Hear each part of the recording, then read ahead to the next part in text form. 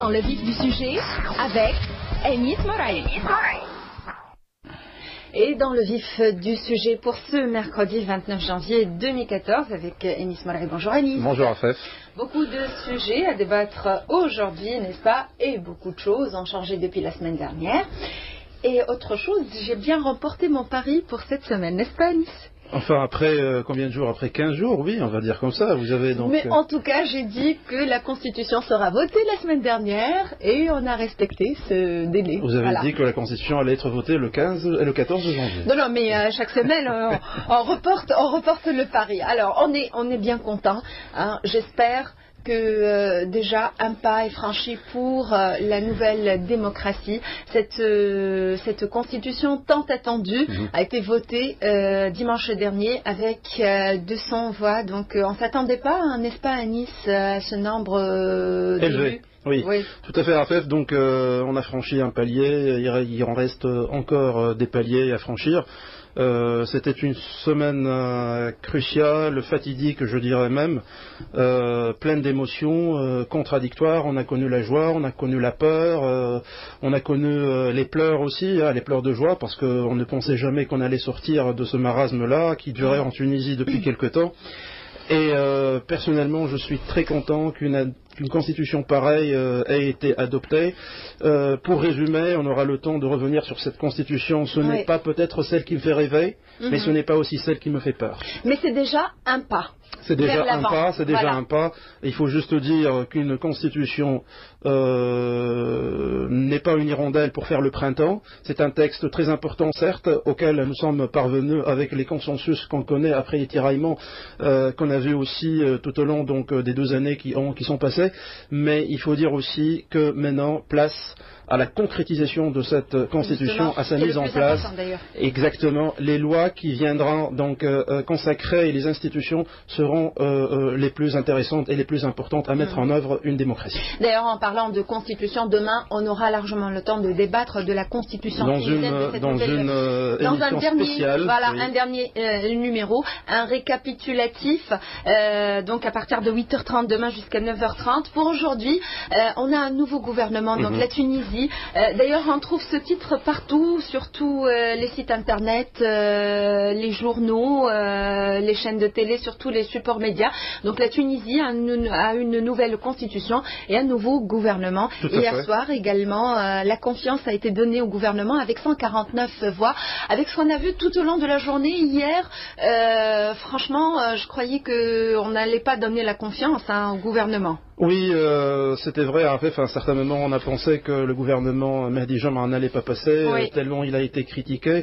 On comprend quelque part ces critiques qui sont tournées, qui sont un peu donc devenues de l'inquisition quelque part par rapport à certains des ministres. On reviendra tout à l'heure sur ça. Mais on savait à l'avance que ceux qui parlent trop sont les plus vides. C'est ce que j'ai remarqué moi. Il y a aussi une schizophrénie importante que j'ai relevée. J'y reviendrai aussi dans cette séance pour donner la confiance au gouvernement.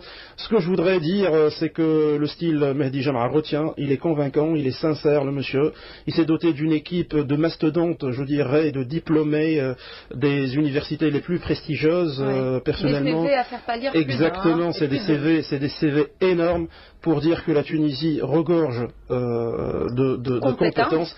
Et je ne sais pas si je dois dire heureusement ou malheureusement, mais le noyautage par les politiques des compétences n'est pas encore achevé. On remarque que beaucoup de compétences ne sont pas des politiques, j'oserais dire heureusement.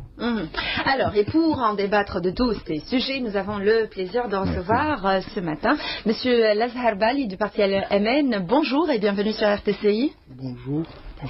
Également, nous avons le plaisir de recevoir Monsieur Fathi Gerbi du mouvement OFE. Bonjour et bienvenue sur RTCI. Merci à vous. Permettez-moi juste, Afef, de dire que le choix qui portait sur Monsieur Lazhar Bali et Monsieur Fathi Gerbi a été, je dirais, avait pour fondement une ligne directrice particulière. Laquelle je dirais bien sûr. Donc, si Lazhar Bali, le président du parti LMN, a été une cheville ouvrière dans le dialogue national, bien qu'il n'ait pas très je dirais, il est un peu réservé, il ne se montre pas trop, mais il a été donc au four et au moulin pour approcher surtout qu'il possède je dirais, place assez importante parmi les belligérants. Si Fathi Gerbi est le vice-président quand même d'un parti, je dirais, très controversé, c'est le parti Wafa. On reviendra avec le parti Wafa, et notamment cette abstention de Abdelraouf Al-Ayadi par rapport à cette constitution. Donc c'est ce choix-là qui m'a animé pour inviter donc mes deux invités aujourd'hui, que je remercie pour leur disponibilité. Je sais que c'est pas facile de venir le matin, mais je vous remercie pour votre disponibilité. Après une nuit devant la télé à suivre et en attendant le vote pour le gouvernement, alors moi je voudrais commencer par une première question, messieurs. Est-ce que pour vous et d'après vous, est-ce que le difficile est déjà fait, a été fait, ou bien le difficile encore, l'étape la plus difficile reste à faire pour vous en ce qui concerne la situation actuelle de notre pays? Pour vous, Monsieur Lazarbali. Ok, merci. Donc, on vous remercie infiniment pour l'invitation. J'ai pu comprendre que vous avez misé sur Parti Amen et vous avez gagné votre pari. Contrairement à M. Anis qui a misé sur Wafa, malheureusement il a perdu. Avec tous mes respects à M. Gerbi qui est mon frère et mon ami. Donc moi je suppose que c'est-à-dire cette semaine a été cruciale dans l'histoire de la Tunisie. C'est pas qu'on a fait ou on a franchi un pas, c'est qu'on a fondé, on a mis les fondations d'une construction qui peut allaiter haut. C'est-à-dire la constitution, c'est pas tous les jours qu'on fait une constitution, et c'est pas tous les jours qu'on fait une constitution aussi consistante et aussi complète et aussi garante des libertés et des droits. Aujourd'hui, je pense que le peuple, et je dis bien que le peuple a mis une constitution et il doit être fier de cette réalisation historique. Donc je pense que le plus gros a été fait. Les fondations d'une grande œuvre, d'une grande bâtisse ont été mises en place. Bon, maintenant, bien sûr, il faut s'attaquer à la partie, c'est-à-dire à la construction elle-même, aux finitions, à la consécration. Donc ça, c'est pas, bien sûr, c'est des détails qui comptent. Mais je pense que aujourd'hui, et cette semaine même, a été vraiment, c'est-à-dire on a vécu des instants extraordinaires, mais qui donnent aussi, c'est-à-dire la certitude que les constructeurs l'emportent toujours sur les destructeurs, et que la Tunisie retrouve toujours le bon chemin. Et bien sûr, vous savez qu'on a choisi le dialogue national pour nous faire sortir de cette situation qui n'était pas facile. C'est-à-dire, il y a 3-4 mois de ça, on était, c'est-à-dire la moitié de l'ANC était dehors et l'autre moitié était sous la coupole. Et bien sûr, le peuple aussi était partagé, c'est-à-dire pratiquement proportionnellement à ce que se faisait avec les députés, mais par la suite, le dialogue national a su rassembler tout le monde, a su mettre une feuille de route qui était pour moi, bien que au début c'était quelque chose où on avait beaucoup de critiques par rapport à ça, mais on savait que c'était le seul chemin et que ce chemin menait obligatoirement à concrétiser quelque chose d'extraordinaire. Et je pense qu'aujourd'hui, on a concrétisé quelque chose d'extraordinaire. Pour vous, Fathi Gerbi, est-ce que vous partagez le même avis que c'est Lazarbali? Partager, sauf qu'il y a un bémol concernant je dirais le dialogue que j'appelais dans le temps marché parallèle, en quelque sorte une institution parallèle à la constituante. Mais grosso modo, je partage vos propos d'introduction de l'émission. Grosso modo, concernant la Constitution et concernant ce qui s'est passé au niveau du gouvernement, que je félicite le peuple tunisien pour ce qu'on appelle cette bâtisse de superstructure. On est occupé à faire ce qu'on appelle une superstructure du pays.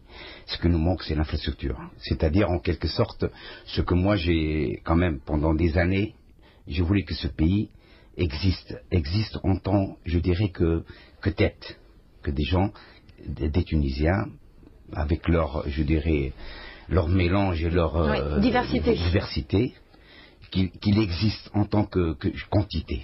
bien que la diversité, ça forme ce qu'on appelle une entité. Mais que la Tunisie, sur la scène, je dirais, internationale, en termes de géoéconomie, de géostratégie, on est un petit pays, un tout petit pays, ce que l'histoire le contredisait. La Tunisie, c'était quand même un grand pays dans le temps. Hein. Petit pays par la superficie, très grand pays par l'histoire. Notre histoire, l'histoire de la Tunisie a démontré que c'est un grand pays. Avant, je dirais, la Tunisie, c'était un depuis pays 3000 ans. Voilà. Donc, ce que je suis optimiste pour toutes ces étapes qui ont été déjà, je dirais, bien entamées concernant la Constitution. Bien qu'il y a beaucoup de réserves concernant cette constitution, mais grosso modo, c'est une constitution à la tunisienne. Le mot shakshouk, je dirais, c'est un mot tunisien. Il est vrai, c'est une constitution. La constitution, c'est pas une shakshouk, c'est-à-dire, c'est un certain moment, faire plaisir, avec un assortiment à côté. Donc, il y a ceux qui veulent moins de sel ou qui veulent plus de sel ou plus d'harissa ou moins d'harissa. Mais concernant, je dirais, j'appelais ça dans le temps, au fait. Hein. Au début, quand on a commencé à travailler cette constitution, il est vrai, il fallait faire plaisir à tout le monde. C'est ce compromis à la tunisienne, mais vraiment un vrai compromis. Qui j'espère qu'il sera institutionnalisé. Excusez-moi, vous parlez de faire plaisir, c'est par rapport aux orientations idéologiques. À un certain moment, on peut très bien comprendre que parmi des courants, je dirais, contradictoires, il y a les laïcs, en fait, il y a les islamistes, il y a la gauche, il y a les modérés, et forcément, chacun voudrait... Moi, d'après ce que j'ai compris, excusez-moi, c'est que chaque Tunisien peut s'y retrouver dans cette constitution. Sauf les extrémistes. Sauf les extrémistes, et je dirais, je suis un peu euphorique par rapport à cette conclusion en fait, parce que les extrémistes ont été mis de côté. C'est-à-dire quand vous dites extrémistes, ceux de droite et ceux de la gauche. On remarque tous que les radicaux de la gauche ne sont pas contents de cette constitution.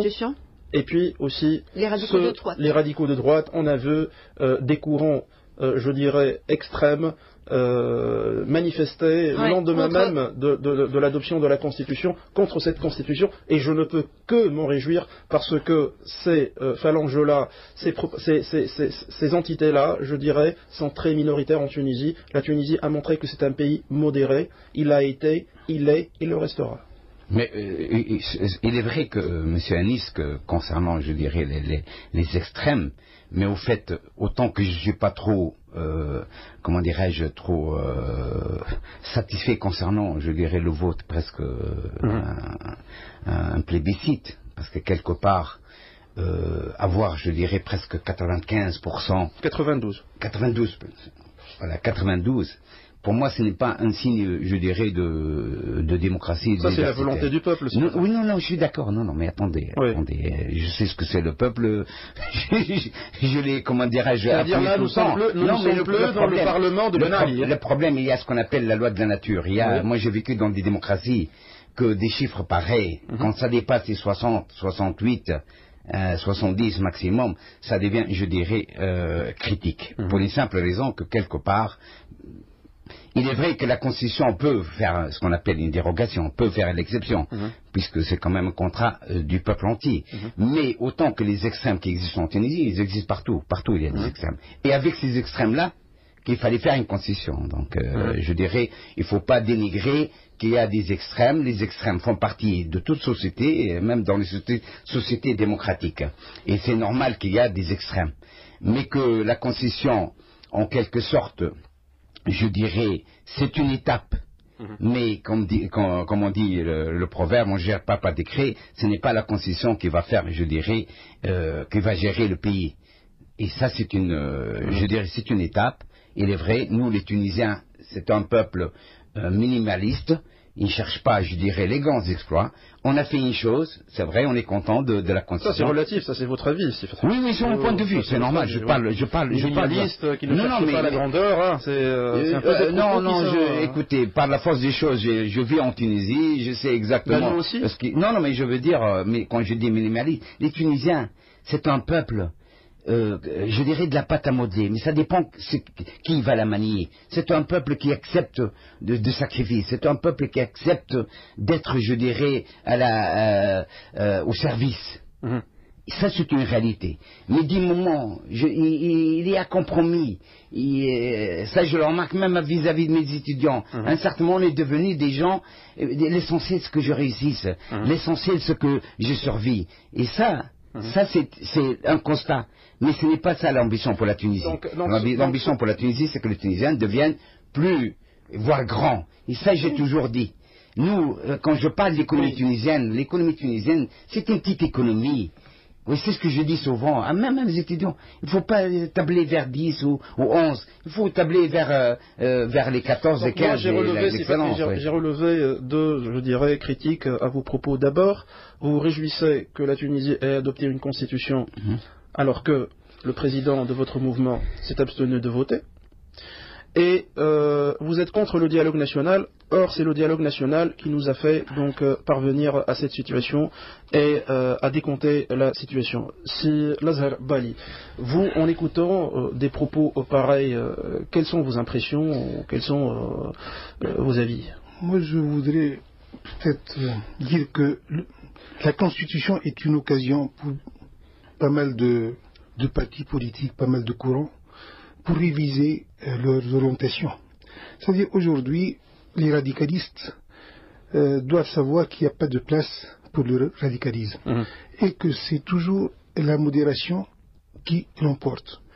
Bon, bien sûr, en écoutant M. Fathi Gerbi, quand il dit que peut-être le dialogue national, c'est le marché parallèle, on doit savoir que le dialogue national, c'est basé sur la légitimité de l'ANC. Ça, c'était la première condition, mais aussi il a regroupé, à part les 21 partis qui sont représentés à près 70 à 80% à l'ANC, donc les grandes composantes de la société civile. Et puis il a composé avec les experts, il a composé, c'est-à-dire avant d'arriver à ce vote de confiance ou bien à voter la Constitution, il y a eu l'aval de la société civile, mais aussi l'intervention de la société civile, c'est-à-dire la concrétisation, les 200 votes.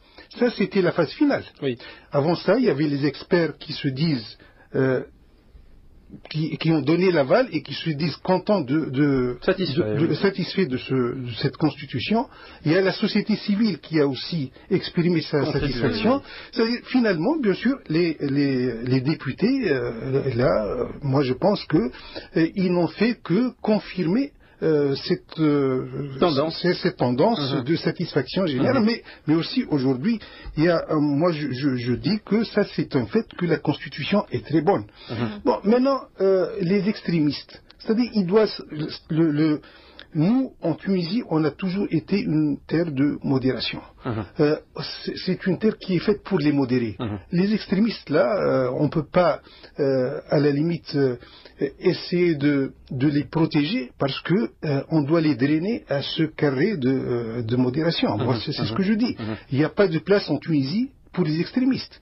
Donc c'est pour cela que la Constitution aujourd'hui reflète vraiment ce qui est la Tunisie réellement. Lambda, voilà. Donc ça c'est un état de fait. Moi je vous dis que la Constitution ne fait pas la Tunisie. Elle peut refléter, elle peut peut-être gérer la différence, mais elle ne peut pas faire notre réalité. C'est-à-dire, elle reflète notre réalité. Bon, aujourd'hui, on voit une constitution qui ressemble beaucoup à la Tunisie. Et c'est pour ça que ces 200 députés se retrouvent dans cette constitution. Moi, je pense qu'ils reflètent, c'est-à-dire, on a réellement une constitution qui reflète la différence, c'est pas une chekchouka, mais c'est pas voilà, c'est cette diversité qu'on retrouve vraiment et d'une manière, moi je dirais assez fidèle. Donc, bien sûr, chaque tendance, chaque groupe a essayé de défendre sa vision des choses, ses intérêts, mais finalement, on se retrouve avec quelque chose qui reflète réellement cette différence et qui satisfait un peu tout le monde. Voilà. Bon, maintenant, le plus difficile reste à faire. C'est comment mettre en œuvre cette constitution. Parce que l'application. Et là, c'est pas facile parce que moi, je considère que le premier test, c'était celui du vote de confiance qui a été confié hier. Bon, là, j'étais un peu... On va essayer, si vous le permettez, donc de passer une chanson à faire et de reprendre donc la deuxième partie. On la consacrera donc au vote du gouvernement. Du gouvernement, voilà. Donc on va marquer une petite pause musicale, mais juste avant, Anis, moi je voudrais vous poser une question par rapport au vote de la Constitution. Est-ce que si on n'est pas d'accord sur un ou deux articles de la Constitution, est-ce que cela veut dire qu'on ne vote pas la Constitution? Alors, c'est la question de l'abstention, Afef. Finalement, on a trop épilogué à propos des abstentions. On s'était demandé pourquoi certains élus donc s'abstiennent pour voter la Constitution. Je dirais que c'est incompréhensible. C'est incompréhensible de ne pas de s'abstenir de voter une Constitution, qui plus est lorsqu'elle est dans sa totalité. C'est ce qui est un peu donc. Je comprends qu'on refuse. Je comprends qu'on refuse, mais qu'on s'abstienne par rapport au vote de la Constitution, ça je trouve que c'est vraiment d'une aberration totale. Ceci dit, je me dis que parfois, pourquoi avoir été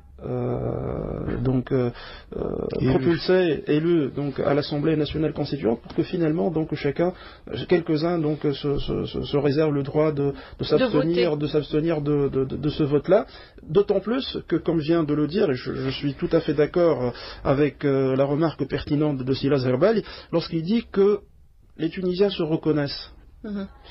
Et forcément, ce sont les extrémistes qui ne vont pas se reconnaître dans cette constitution-là. Donc ceux qui n'ont pas voté... On ne va pas généraliser, Yanis, on va dire une partie des Tunisiens.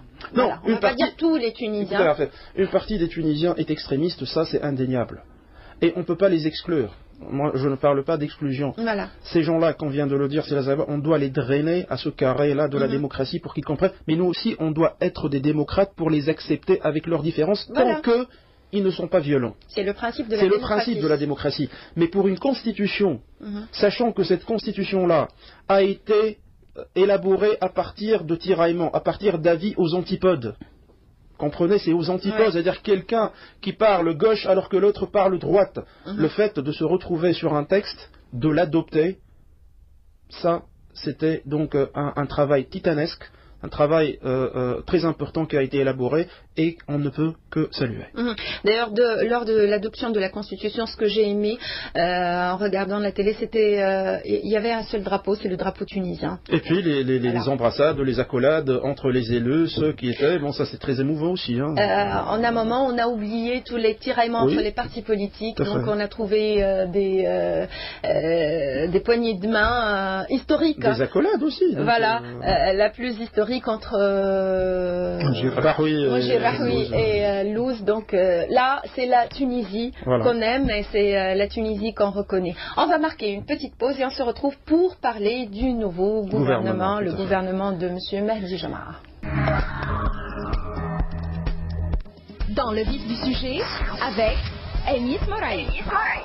Et dans le vif du sujet... Chaud des coulisses, hein? Oui. Dans le vif du sujet continue sur les ondes d'RTCI, toujours avec nous, Monsieur Fathi Gerbi, vice-président du mouvement Refait, Monsieur Lazar Bali, le président du parti LMN. Alors, on a parlé de la Constitution et hier, le gouvernement de Mahdi Jamara a obtenu la confiance de l'Assemblée nationale constituante. 149 élus ont voté pour, 20 contre et 24 se sont abstenus après un débat marathon à Nice. Et je voudrais vous poser une première question. Est-ce que, pour vous, Monsieur Lazar Bali, est-ce que ce gouvernement vous inspire confiance? Comme j'ai dit, c'était un tournoi. Vous avez voté pour. On avait voté pour, on n'était pas trop content de la manière dont s'est déroulées les choses. Alors pourquoi vous avez voté pour? Nous, on ne bloque jamais le processus transitionnel. C'est-à-dire ça, c'est un principe. Nous, on a une année à passer. Bien sûr, on voit que ce gouvernement est un gouvernement de technocrates qui ont pratiquement les qualités requises donc, pour mener à bien cette période. Mais il y a aujourd'hui, quand on sait qu'il y a eu beaucoup de pression, il y a eu beaucoup d'interventions de partis pour placer leur... Bon, ça ne nous plaît pas.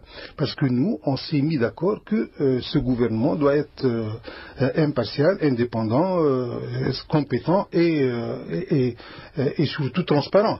Il n'y a pas eu de transparence, c'est-à-dire on sait que c'est-à-dire il y a pas mal de partis qui ont placé leur ministre. Au sein de ce gouvernement. Bien sûr, ça ne nous plaît pas. Parce qu'on voulait être loyal et on voulait, par rapport au premier test, après le passage de la Constitution, vraiment passer à une sorte de démocratie donc assez saine et assez loyale. Ça n'a pas été le cas, mais nous, on ne freine pas le processus transitionnel. Ça, c'est un principe. Nous, on construit, là, on sait que un vote négatif aura des retombées fatales sur le pays, sur l'économie. Vous savez que les institutions financières attendent ce vote, le peuple attend ce vote. Bon, c'est pas parce que aujourd'hui les choses ne nous plaisent pas qu'on va bloquer ce processus. Donc ça, c'est un principe. Mais on considère tout de même que, c'est-à-dire, il y a aujourd'hui une possibilité de sortir de ce qu'on appelle la définition de la politique traditionnelle. C'est-à-dire, la politique, on la prend jusqu'à aujourd'hui comme un grand débat par rapport à des questions. Bon, aujourd'hui, la politique, c'est aussi le pragmatisme, c'est la capacité de gouverner, de gérer les vrais problèmes de la société. C'est notre vision à la politique, c'est-à-dire la compétence, pouvoir subvenir aux besoins du peuple, pouvoir poser d'une manière pragmatique, identifier les problèmes et inventer c'est-à-dire des solutions qui peuvent vraiment résoudre ces problèmes. C'est ça la politique. C'est pas de grands débats, c'est pas de grandes... c'est notre vision à la chose. Oui. Nous sommes aussi des technocrates et M. Mahdi Jama peut donner l'exemple que vraiment ce profil peut être un profil meilleur que celui qui a été pour les 5 gouvernements qui se sont succédés après la Révolution. Et moi j'ai une question à vous poser, vous particulièrement, qui étiez donc au cœur même de ce dialogue national. Comment, parce que beaucoup de Tunisiens ne connaissent pas vraiment Mahdi Jama. Est-ce que Mahdi Jama est le genre de personnage qui subirait, je dirais, les dictates des partis politiques? Est-ce qu'il a une forte de personnalité telle qu'il puisse donc gérer son équipe sans intrusion, sans empiètement de la part des partis politiques, je dirais, sans menace de recourir à l'ANC, parce qu'on a brandi cette menace-là hier. Hier. Donc on a brandi cette menace-là. À chaque fois, il y avait des élus qui lui disaient donc qu'il fallait qu'on a l'œil sur vous, sur votre équipe, qu'il ne fallait pas donc faire n'importe quoi. Donc, mis à part ce côté, est-ce que dans les coulisses, vous pensez que c'est le genre de bonhomme qui subirait un diktat? Moi, je pense qu'il a quand même une forte personnalité. Mais il a un grand sens du pragmatisme et ce pragmatisme même qui le pousse à faire des concessions et à céder quelquefois à certaines pressions.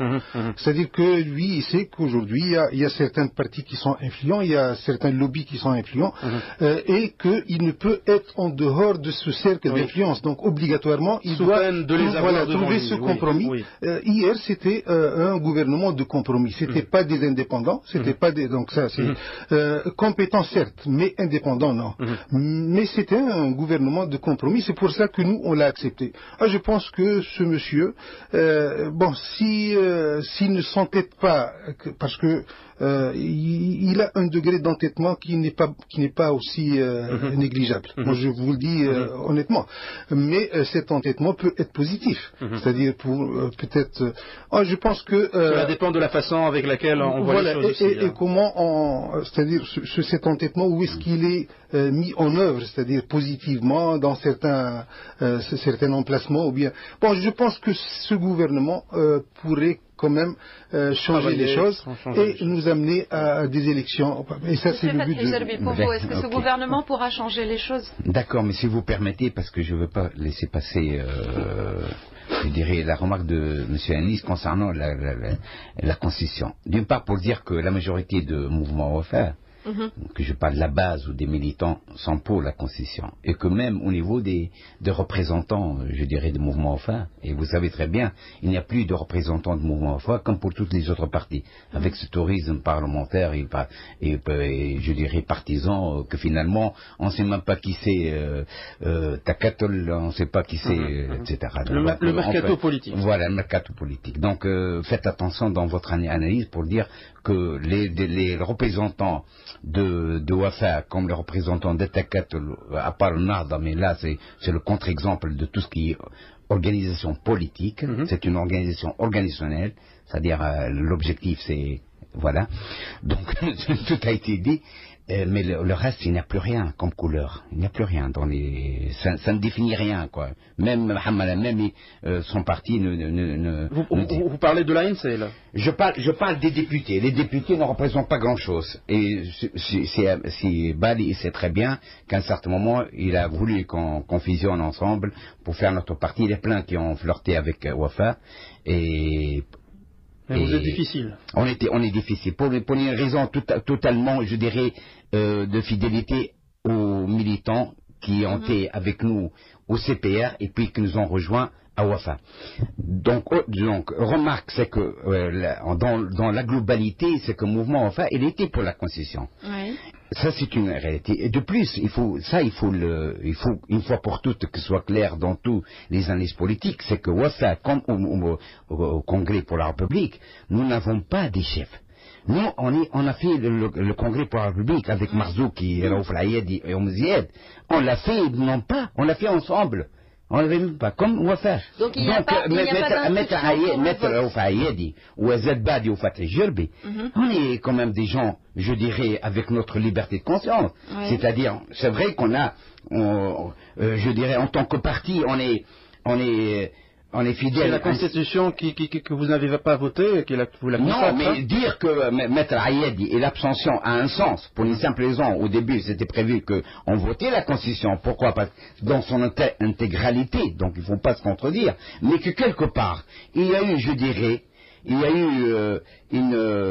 un harcèlement, une pression qui a fait qu'il y a des députés, soit, je ne parle pas des députés qui sont des bénévoles ou des députés qui écoutent les instructions. Et ça, moi, normalement, les députés doivent présenter les Tunisiens, non pas les partis. Ça, c'est une réalité. Donc, dire que l'abstention de Maître Ayedi, elle représente complètement le mouvement enfin, c'est aller vite dans le charismatisme, c'est aller vite dans ce qu'on appelle l'unanimisme des partis. Moi, je lutte contre tout ça. Je sais très bien que au niveau de tous les partis. C'est-à-dire que Abdel Faïd ne représente que lui-même. Ah, attention, d'une part, en tant que député là-bas, oui. Non pas en tant que Wafa. Wafa, c'est juste les communiqués de Wafa, juste ce qu'on appelle les communiqués de presse. Est-ce que vous avez une ligne de conduite? Non, on a une ligne de conduite, on a. Mais concernant, je dirais, certaines positions, oui, qui sont quand même de teinte politique, d'empreinte politique et idéologique, là, il y a une liberté pour tout le monde. Et c'est ce qu'ils ont discuté entre eux. Vous êtes libre de voter la Constitution. D'accord? Ça, c'est une réalité. Et c'est entre eux. À la Constitution. Moi, je n'étais pas là. Et vous savez très bien qu'il y a 7 qui ont voté pour la Constitution. Oui. D'accord. Oui. Concernant le gouvernement, il y a des gens qui doivent être cohérents. Avant d'arriver au gouvernement, okay, moi, je voudrais juste vous poser une question. Voilà, si je puis. Comment vous expliquez que Abdelraouf Al-Ayedi ne vote pas une Constitution qui est censée être démocratique, qui est censée être, je dirais, qui renforce la cohésion de tous les Tunisiens, et que Abdelraouf Al-Ayedi aussi se pavane devant les médias tunisiens dans des meetings d'extrémistes religieux? Écoutez, ça, je pense que j'en ai déjà. Excusez-moi pour ce raccourci, mais je voudrais bien que vous m'expliquiez ce truc. D'accord, mais je ne fais pas de l'inquisition en finité de Maître Ayed, etc. Donc, moi non plus, j'essaie de comprendre. Écoutez, moi ce que je sais, et je connais énormément, je dirais, les hommes politiques, du moins ceux qui étaient dans l'opposition au temps de Ben Ali, qu'on ne peut pas donner des leçons ni à Ayedi, ni à Marzouki, ni à Nejib Cheb, etc. Nous, on ne les connaît pas. Nous, voilà, on a envie de les voir sur l'État. Nous, on a un problème quand on a dit à tout moment qu'il y a un désert politique. Que certains militants certains résistants, pas mes militants de temps de Ben Ali, ils sont restés encore des droits lomistes. Donc c'est ça la problématique, c'est que d'une part, on sait très bien, tous les problèmes qu'on a eus, c'est qu'on n'a pas d'horizon politique, comme concernant les technocrates, parce qu'aller vite, on a besoin qu'il est compétent, monsieur Joma, etc.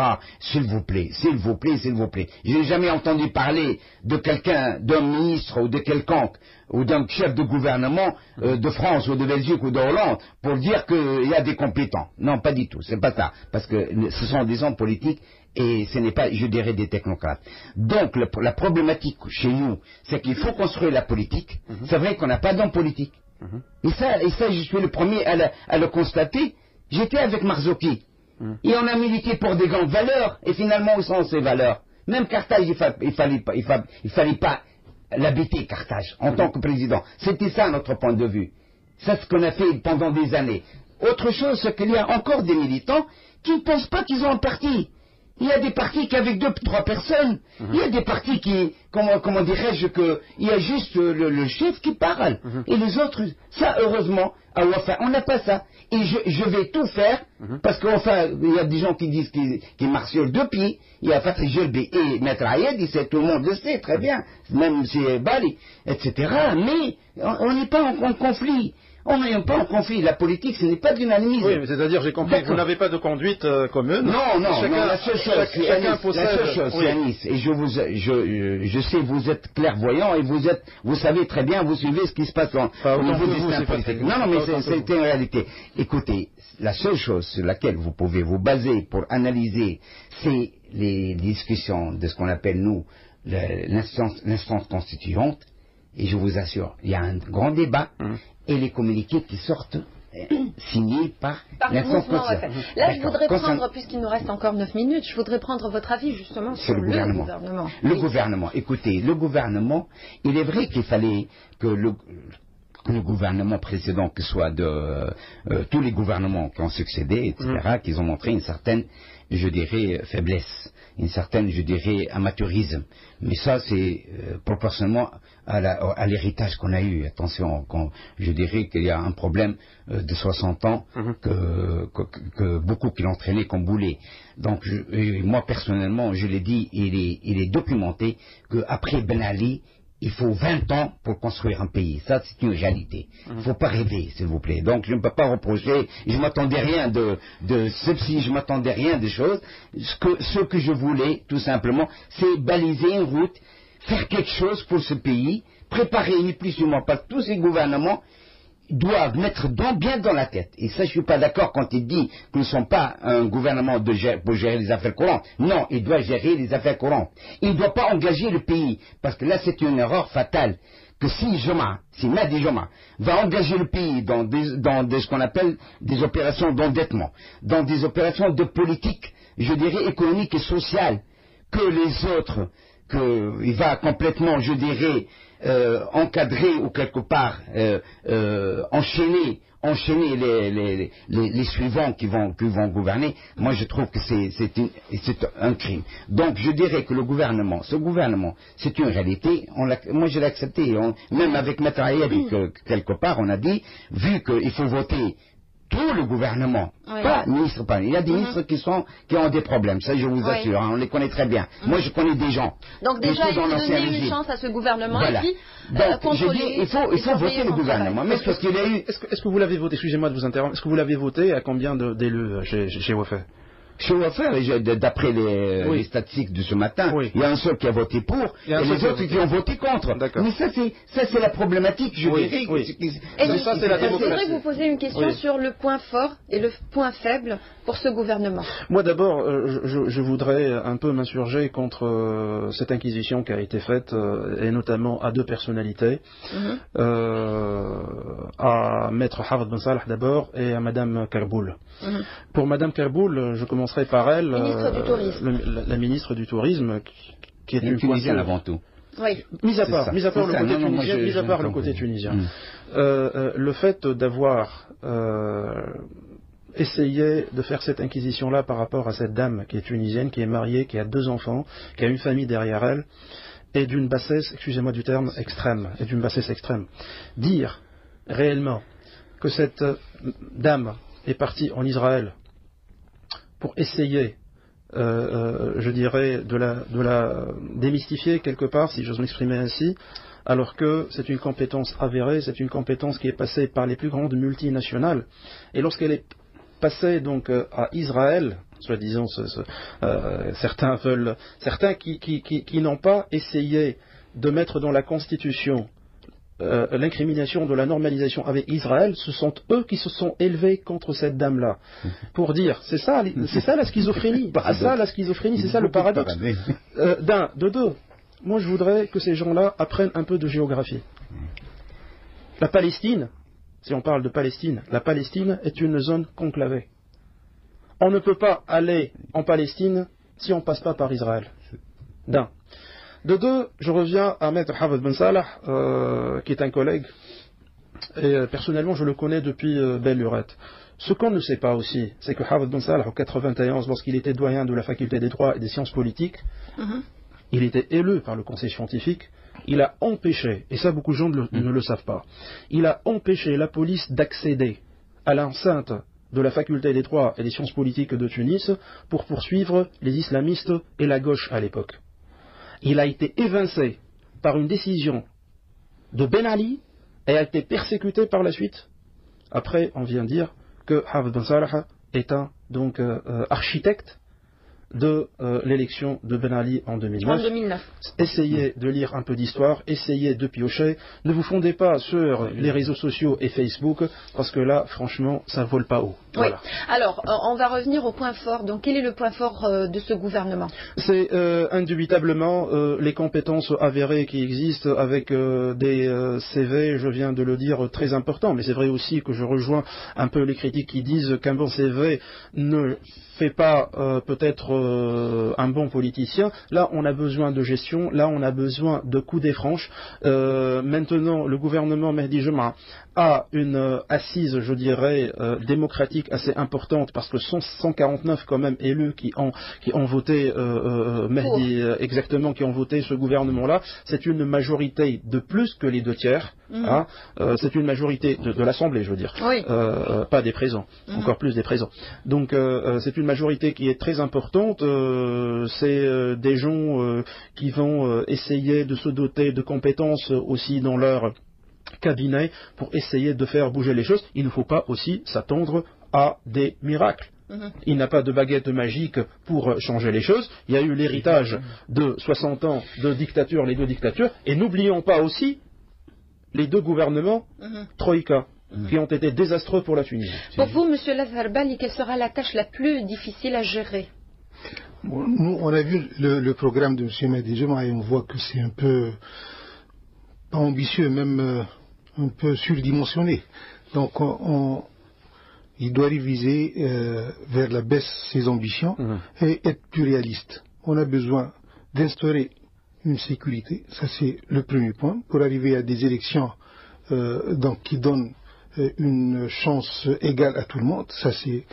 On doit aller tout de suite vers les régions et les personnes les plus démunies. Ça c'est une priorité. On doit aussi rassurer et les Tunisiens et c'est-à-dire les étrangers du processus transitionnel. Moi, je pense que ça, déjà, c'est beaucoup. C'est assez, oui. Par rapport à une année de travail. Par la suite, ceux qui viendront feront les choses stratégiques, les choses long terme, mais je pense qui engageront la Tunisie. Voilà. Ouais. Pour vous, M.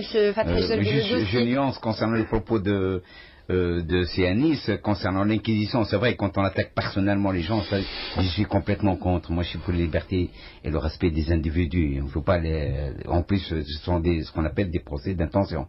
Mais que je suis content qu'il y ait ce questionnement et cette comment dirais-je, cette situation un peu d'examinateur tortionnaire. C'est bien pour ce qu'on appelle, c'est un signe de veillance. De veillance, et en plus c'est un signe que les Tunisiens n'ont plus peur. Parce que vous imaginez dans le temps, que ce soit les journalistes ou que ce soit les hommes politiques, ils n'osaient pas, je dirais, critiquer je dirais, le plus corrompu et le plus mafieux d'un C'est pour cela que les antennes ne sont pas ouvertes. Ça, tout à fait. Mais concernant ce gouvernement, le problème qui s'est posé, c'est que c'est un gouvernement qui s'est formé à la hâte. C'est pas bien du tout. Alors on aurait pu lui laisser un peu de temps. Et le temps, c'est important pour choisir un peu les ministres. Autre chose, c'est qu'il est vrai qu'il ne doit pas aller vite dans ce qu'on appelle, comme disait Sibali, dans une liste de, je dirais, surannée de projets. Voilà. Dans le vif du sujet prend fin pour aujourd'hui. On remercie nos invités, Monsieur Lazar Bali, le président du parti LMN, Monsieur Fathi Jarbi, vice-président du parti LWF, du mouvement WFE. Enis, demain donc un récapitulatif de la Constitution tunisienne à partir de 8h30 dans le vif de la Constitution. Tout à fait. Donc la dernière émission de la saga dans le vif de la Constitution. On aura 1 heure pour décortiquer donc avec des experts cette Constitution. Ouais. Merci beaucoup à Wefé Bouzeida pour sa collaboration technique à 9h. Le flash de l'actualité vous sera présenté par Mohamed Ali Cheyout. Nous rappelons à nos auditeurs que les propos tenus sur nos ondes expriment les opinions des personnes qui les prononcent et n'engagent en rien RTCI. Dans le vif du sujet, avec Enis Moraï.